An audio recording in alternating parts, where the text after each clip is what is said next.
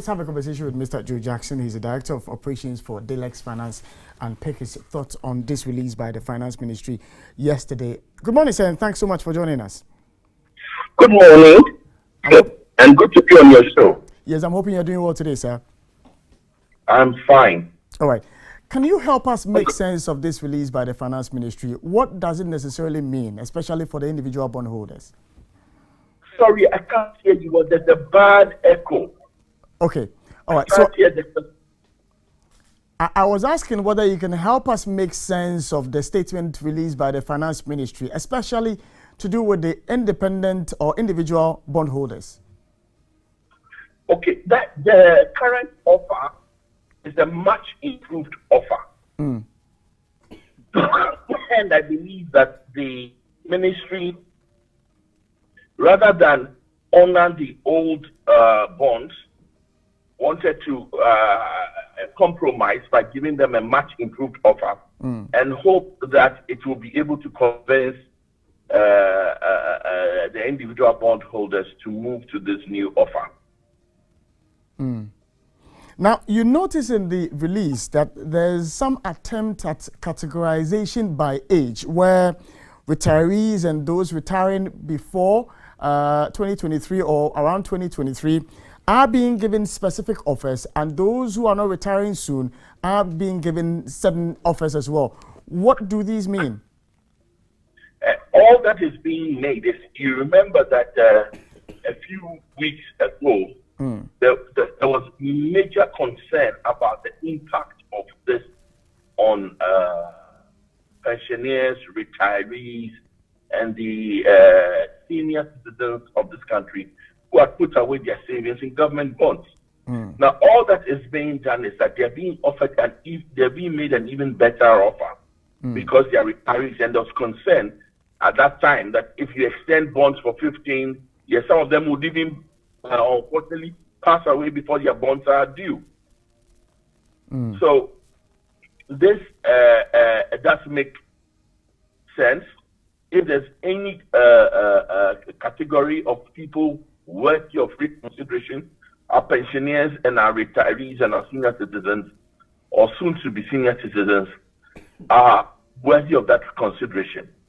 I must say that I'm the revised offer, I believe, is much better than the previous offer. Okay, so I am thinking about a retiree who was hoping that maybe with a matured bond, maybe by next year, 2024 or 2025, he's hoping to get some amount of money for his upkeep. And we are being told, even by the new offer, which you say is a much improved one, we are being told that the maturity years is now 5 years instead of 12 years, and that a 15% coupon rate is what is being given this category of retirees. How is this good news? 5 years is a long time for somebody who has retired. 5 years is a long time, but we must admit that we are in extraordinary circumstances where the government is unable to pay its bills. And the difficulty is that as a retiree who has bonds maturing this year and next year, your decision making, your options have to be: why go with this new offer, which is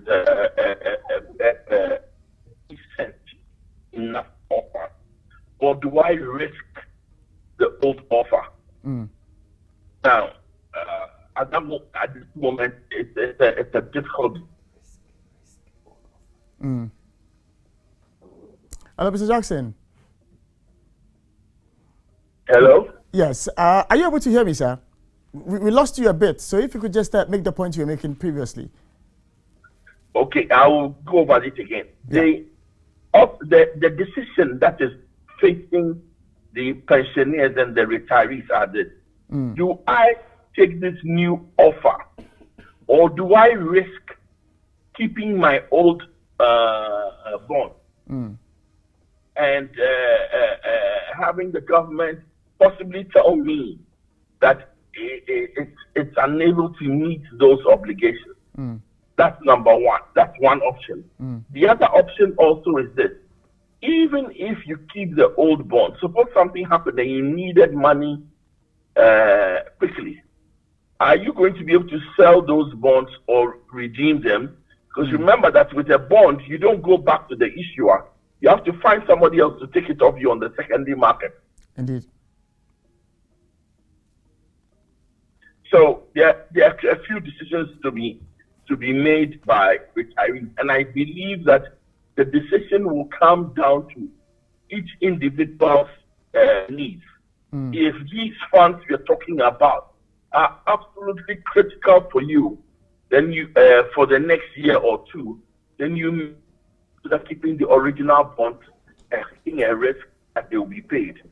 If they're not critical and your horizon, your investment horizon can be extended, then the new funds will make.